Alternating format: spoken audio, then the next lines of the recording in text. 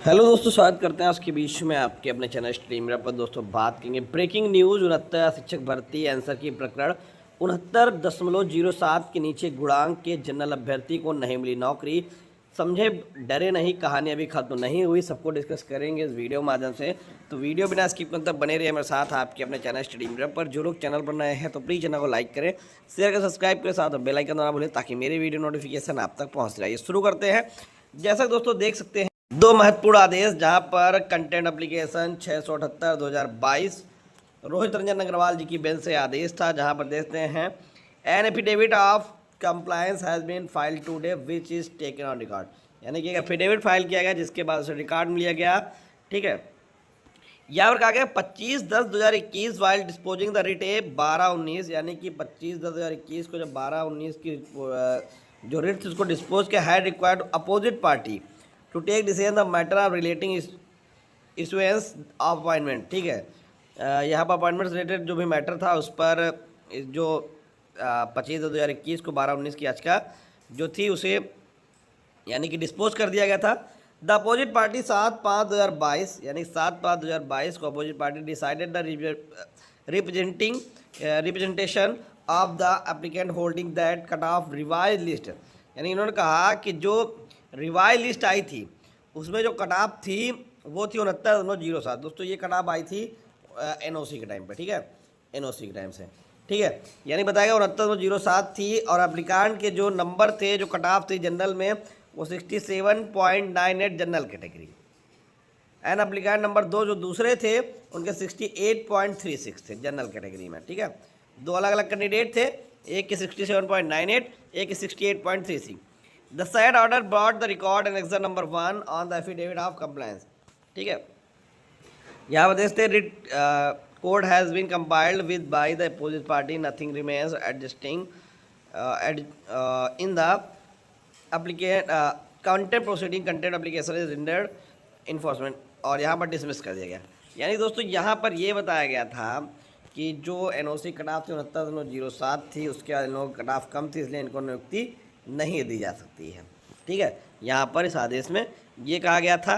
फिर ये लोग जो थे, आप देखिए यहाँ पर डेट अच्छे से देखिएगा, 17/5/2022। ठीक है, उसके बाद आगे आप बढ़ेंगे थोड़ा सा, नाम भी अच्छे से देख लिया, 17/5/2022 दीपांशु शर्मा एंड अदर्स। उसके बाद ये लोग जब या इनका कंटेम्प्ट डिसमिस हो जाता है तो ये लोग जाते हैं फिर ये लोग जाते हैं रिट पिटीशन में। आप देख सकते हैं कि 10/103/2022 दीपांशु शर्मा एंड अदर्स। अभी आपको मैंने दिखाया दीपांशु शर्मा अदर्स वो भी थे। बस अब आप आगे देखते हैं, जब इसको जब पढ़ते हैं तो यहाँ पर देख सकते हैं कि ये पूरा आदेश है, जहाँ पर देख सकते 7/5/2022 को याचिका डिसमिस हुई थी, उसी ऑर्डर डेट को यहाँ पर चैलेंज किया गया था। ठीक है, बेसिक एजुकेशन जो थे मैनपुरी के। ठीक है, इसको डिटेल में थोड़ा बड़ा ऑर्डर है, इसको पूरा हिंदी में एक बार देख लेते हैं। याचिकाकर्ताओं के विद्वान अधिवक्ता जो थे सत्येंद्र चंद्र त्रिपाठी, राज्य प्रतिवादी संख्या 1 और 2 की स्थायी वकील श्री अर्चना सिंह जो प्रतिवादी 3 की ओर से उपस्थित हुई, और आरपी सिंह जो प्रतिवादी 4 और 5 की ओर से उपस्थित हुए, उनको सुना गया। याचिकाकर्ता जो चयनित सहायक शिक्षक हैं वे जिला बेसिक शिक्षा अधिकारी मैनपुरी द्वारा पारित आदेश 7/5/2022 के आदेश को चुनौती देते हुए इस न्यायालय का दरवाजा खटखटाया है। जिला बेसिक शिक्षा अधिकारी मैनपुरी को आदेश देने के लिए एक रिट जारी करने की प्रार्थना की गई है कि याचिकाकर्ताओं को बेसिक शिक्षा परिषद के संचालित प्राथमिक विद्यालय में सहायक शिक्षक के पद पर नियुक्ति पत्र जारी करें और चयन के परिणाम स्वरूप उन्हें महीने दर महीने नियमित वेतन भुगतान करें। सबसे पहले श्रीमती रिस्पोंडेंट नंबर 3 अर्चना सिंह ने कहा कि हालांकि पिटिशनर का अपॉइंटमेंट लेटर देने का फैसला हो चुका है, लेकिन मॉडल कोड ऑफ कंडक्ट लागू होने की वजह से पिटिशनर के पक्ष में अपॉइंटमेंट लेटर जारी नहीं किए गए। पिटिशनर के वकील ने कहा कि मॉडल कोड ऑफ कंडक्ट लागू होने से रिस्पोंडेंट के अपॉइंटमेंट लेटर जारी करने में कोई दिक्कत नहीं हो सकती, क्योंकि पिटिशनर का सिलेक्शन पहले ही 69,000 असिस्टेंट टीचर के लिए हुई भर्ती के तहत हो चुका है। 6/2019 को हुई असिस्टेंट टीचर रिक्रूटमेंट भर्ती की परीक्षा के जरिए हुई थी, जिसके नतीजे 12/5/2020 को घोषित किया गया, लेकिन टेक्निकल कारणों से अपॉइंटमेंट लेटर जारी नहीं किए जा सके। चूँकि यह रिस्पोंडेंट ने पिटिशनर और अपॉइंटमेंट लेटर जारी देने का फैसला ले लिया है, इसलिए मॉडल कोड ऑफ कंडक्ट लागू होने के बिना किसी रुकावट के ऐसा किया जा सकता है। यानी कि यहाँ पर स्पष्ट कहा गया है, जब सरकार ने यानी रिस्पोंडेंट को पिटिशनर को अपॉइंटमेंट लेटर देने का फैसला ले ही लिया है, तो मॉडल ऑफ कंडक्ट जो था वो लागू होने में बिना किसी रुकावट के ऐसा किया जा सकता है, यानी नियुक्ति पत्र दिया जा सकता है। दलीलों पर विचार करने के बाद, इस बात पर ध्यान देने के बाद रिस्पोंडेंट 6/2019 में भी भर्ती के लिए सिलेक्शन के आधार पर पिटिशनर को अपॉइंटमेंट लेटर जारी करने का सोच समझकर फैसला लिया गया है। इसका रिजल्ट 12/5/2020 को घोषित किया गया था। मॉडल कोड ऑफ कंडक्ट लागू होने को नज़रअंदाज करते हुए पिटिशनर के पक्ष में जारी किया जा सकता है, क्योंकि मॉडल कोड ऑफ कंडक्ट लागू होने के बाद पिटिशनर की नियुक्ति को नई नियुक्ति नहीं माना जा सकता।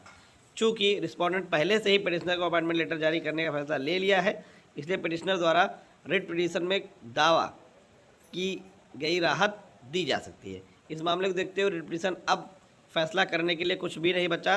रिट पिटिशन ऊपर बताए गए शर्तों के साथ निपटाया जाता है। यानी कि जो 69/07 के नीचे के जो 2 अभ्यर्थी थे जिनको नियुक्ति देने के लिए मना कर दिया था, फाइनली आगे वाले आदेश में जब उन्होंने रिट में चैलेंज किया तो उनको नियुक्ति देने के लिए जिला विशेष शिक्षा अधिकारी मैनपुर की तरफ से और सरकार की जो अधिवक्ता अर्चना सिंह थी उनकी तरफ से कहा गया कि हम लोग नियुक्ति पत्र देने जा रहे हैं।